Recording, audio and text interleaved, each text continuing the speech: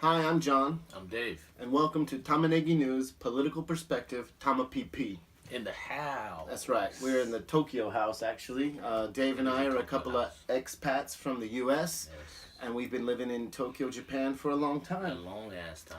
That's right. And we like to talk about news, and every time we go to the bar, we talk about news, and people kind of, look at us funny. So we thought we'd talk about news with you. And just bring it out here. Yeah. All right. So in the house. That's right. Yeah. So what's going on in the news today in Japan? So I don't know if you've heard about this handshake that's going around. The handshake felt around the world. You want to do it? All right.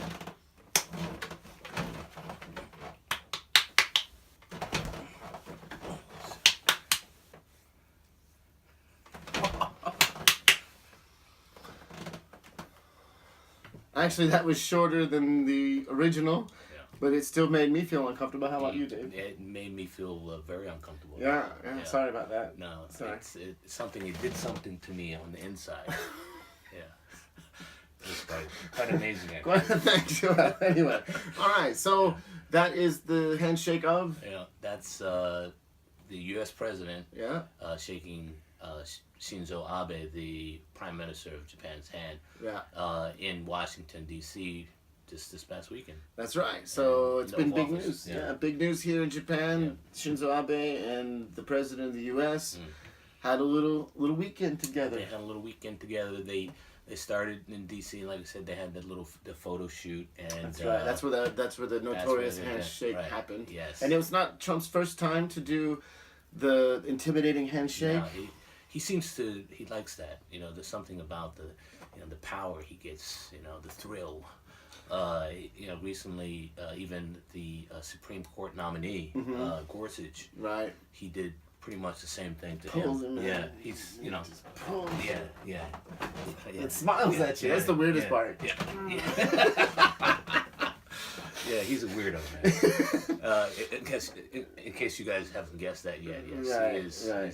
It's pretty weird, and it's unprecedented to be such an uncomfortable greeting. But there are they gave Obama shit for bowing to Abe. Didn't he bow to Abe? I don't know. He bowed in Japan. Maybe he bowed to the emperor. And he did something anyway. But anyway, Trump's handshake is definitely an awkward moment. It is very awkward. Which leads us into their trip, right? So they spent the weekend together in Washington. Then they took Air Force One and flew down to Palm Beach, Florida. Right? And they took Air Force One and they spent the weekend there in Mar-a-Lago. And apparently someone paid for it. It might be the U.S. taxpayer, or it might be us here in Japan. But it's rounded out at about $3 million. Wow! According to Politico. Okay. Yeah, and $3 million for two dudes to play golf in Palm Beach, Florida. That's right. Is that how it happens these days? Yeah. The new norm. That's right. And even more funny about it is they played 27 holes. So how long is it? Yeah, that's a lot of holes. That's probably more holes than Trump got in Russia last time he was there. So usually you play, if you're a golfer, which I'm not. I recently came out and said I didn't believe in golf. But if you're a golfer, usually you play 9 holes. Is it 9 holes? 9 holes, right. And then if you have the rest of the afternoon, you play the back 9 is what they call it. It's 18 holes, 18 and they played 27. 27, man. Which is really weird. A lot of time on it takes 5 hours to play 27 holes apparently, and that's what they did, right? And And what about there's something? What was it? Abe's his fashion. There was something. That's right. So people were talking about. U.S. TV focused on the handshake. Right, and Japanese TV did focus on the handshake, but also they focused on fashion, and they were saying Abe's fashion during his golf match and Trump's fashion. So they weren't really focusing on the issue at hand. Which during that time, what happened, Dave?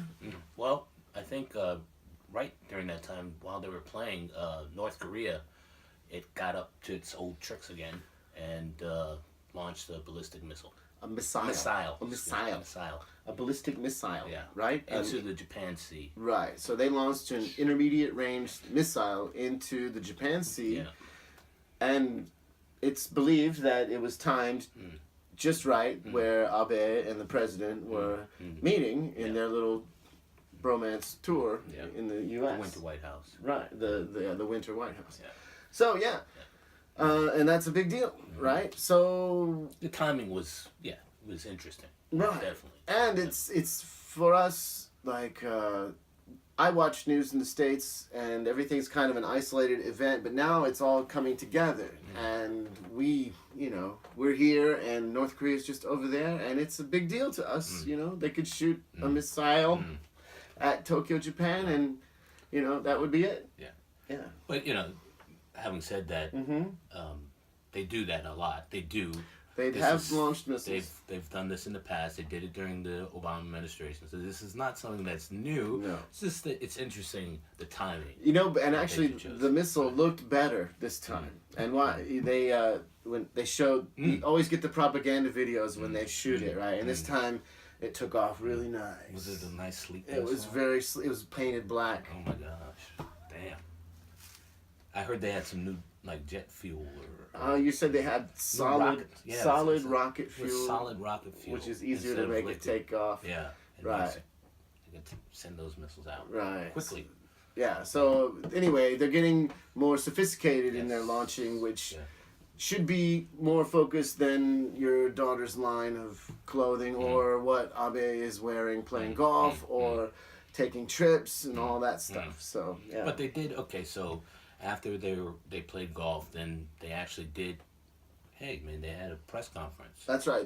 It's not really a press conference. Okay. They took a statement. Oh, they took a statement. They took a statement. They said, "Hey." They didn't actually take questions. They just took a statement. One reporter said, "Do you know what's going on?" And they were like, "No." And then they said, "What was going on?" And then they had to comment about it. But I think Abe was briefed on it before they finished golf. But I think Trump was like, that's enough Diablo sandwich for me. You know what I mean? I don't need any of that. So I think that he found out later. But anyway, so they both made a speech. Yeah, they both came out and... Not a speech. They both made a comment. Yeah, and Abe came out and he spoke first. His statement was a little longer than the president's.